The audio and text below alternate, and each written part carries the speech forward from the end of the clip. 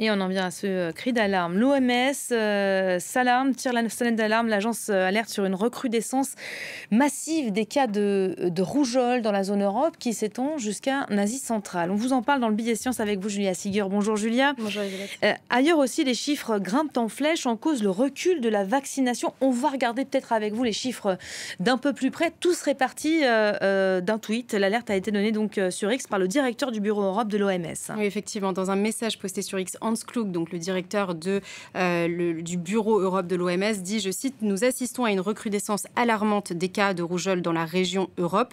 Le nombre de cas donc signalés en 2023 a explosé par rapport à 2022. Et si on regarde d'un peu plus près ces chiffres, effectivement, on est à 42 200 cas en 2023 contre 941 en 2022. Alors le problème là, Elisabeth, c'est qu'on est en train de comparer une année, c'est-à-dire l'année 2023, à l'année 2022. L'année 2022 est considérée comme une année post-Covid, c'est-à-dire que pendant l'année 2021, il n'y avait presque pas de circulation virale de la rougeole et donc ça s'est aussi transporté sur l'année 2022. Donc elle n'est pas très représentative, si vous voulez. Donc ce qu'on a fait, c'est qu'on est allé voir les chiffres de 2019 et 2018, pré-Covid donc, et on s'est rendu compte qu'il y avait déjà à l'époque une nette augmentation. Vous allez le voir ici. Alors excusez-moi pour ce diagramme, mais si vous regardez, je l'ai entouré en rouge. En 2018 et en 2019, on est en 2019 autour de 100 000 cas. Donc on est bien au-delà finalement en 2019 des cas qu'on voit aujourd'hui.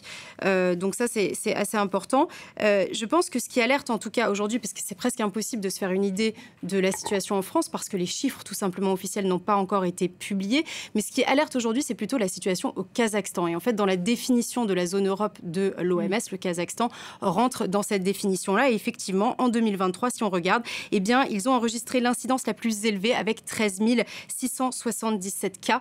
Ça correspond en fait à un tiers de toutes les contaminations qui ont été données par l'OMS sur cette région. Donc, clairement, il y a un foyer infectieux là-bas. L'OMS aussi note, et il faut le dire, un regain des cas qui ont été signalés en Angleterre, en Russie, en Allemagne et en Roumanie, donc à suivre de près. Alors, pourquoi est-ce que ça inquiète? Parce que la rougeole, tout simplement, c'est une maladie infectieuse qui est extrêmement contagieuse. Elle a un R0 de 15 à 20, c'est-à-dire qu'une personne peut en contaminer de 15 à 20 autres. Alors, en général, ça se résorbe au bout de 10 jours, mais dans 30% des cas, il peut effectivement y avoir des complications et même mener jusqu'au décès.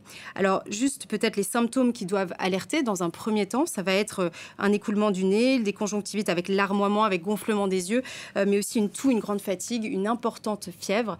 Et c'est seulement ensuite qu'on a cette fameuse éruption cutanée.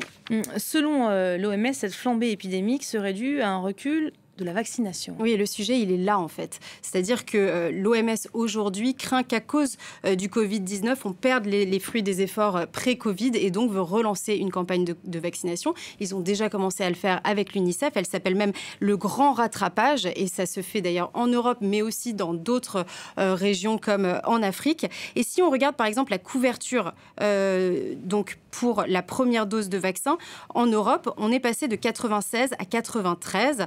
Pour la deuxième dose, de 92 à 91. Ça peut nous paraître très peu, finalement, cette baisse de la couverture vaccinale. Mais pour les scientifiques, c'est énorme parce qu'ils considèrent que pour pouvoir éradiquer complètement la maladie, il faut avoir un taux de vaccination de 95%. C'est ce qui peut-être explique que l'OMS essaye vraiment de relancer cette campagne de vaccination. En tout cas, en France, encore une fois, on ne peut pas encore faire le bilan.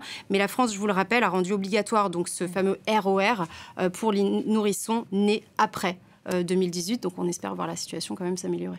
Merci beaucoup, Julia Sigur. C'était le billet science.